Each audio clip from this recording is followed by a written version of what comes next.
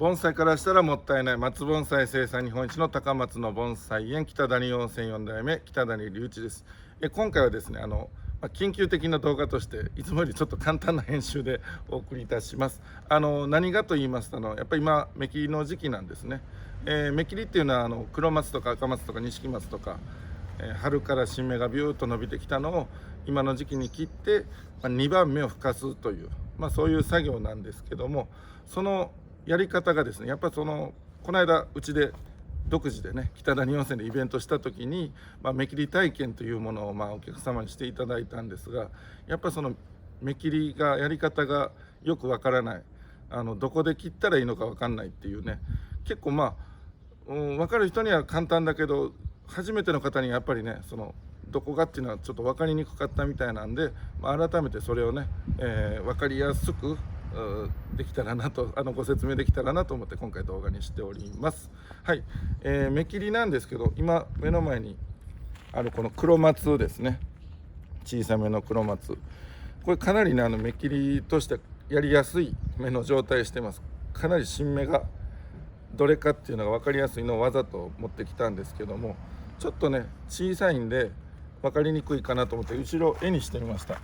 これが去年の芽が枝になったところで、その去年の葉っぱで、今年の3月手前ぐらいまでちっちゃい芽だったのがビューンと伸びてここまで今ね6月来てますと。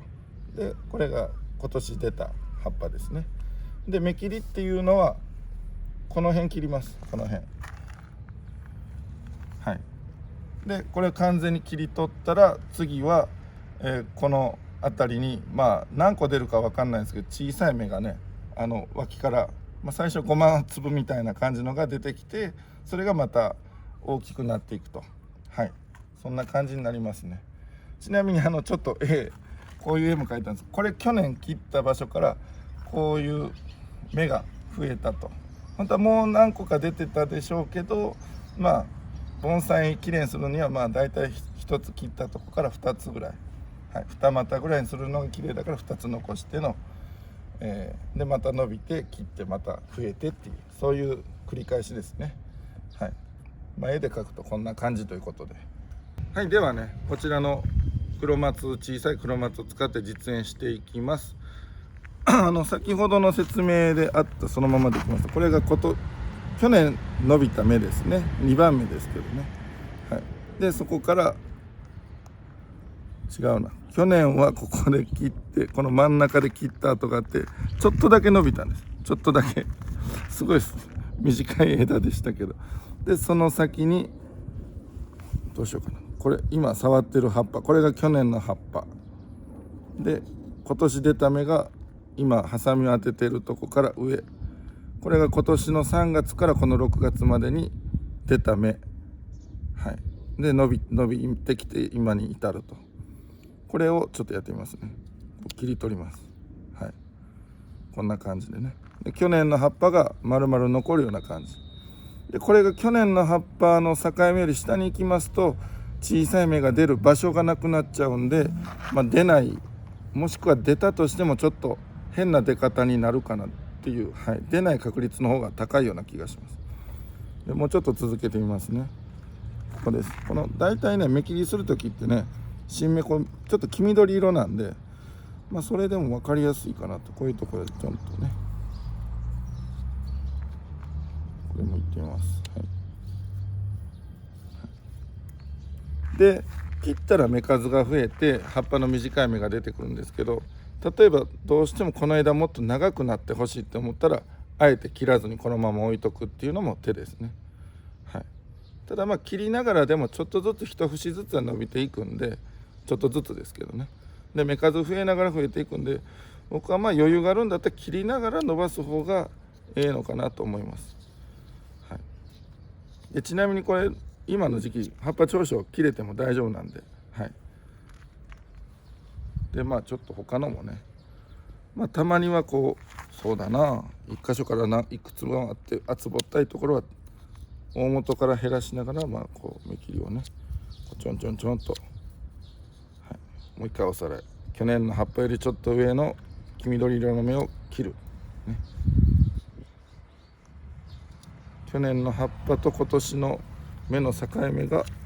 分かればいいんですけどというところですね。で中にねものすごく小さい芽がちらほらおるんですね。こういうね分かりにくいですけど、たまに小さすぎるぐらいの芽がおるんですけど、それはもう切らずに置いとくか、もう中途半端な大きさだから大元から取るみたいな、こうやってね大元から取るみたいな、そんなんもありですね。はい、こんな感じでスカスカっとなったらOK です。はい、先ほどはね新芽のどこを切るかとか芽切りとは何だっていう基礎的なところをご説明させていただいたんですが、次はちょっとだけ上級編な芽切りの仕方というか、作業自体は一緒なんですけど、こういうねちょっと上の枝が邪魔になって日当たりがちょっと悪くなっちゃって芽が小さいっていうところがちらほらあるんですね。はい、そういう芽が小さいのと、大きい芽もしっかりいるという、混在しているパターンですね。小さい芽と大きい芽が混在しているパターンだったら、先にね小さい芽を切っておく、早い時期にと言いましょうかね。例えば今6月もう中旬下旬に入るとこですけど、例えば6月15日に小さいところを切ったら、次は6月25日あたりに、もう一回り大きいところを切って、で最終的に秋冬に同じぐらいのサイズの芽になってもらうという、そういう、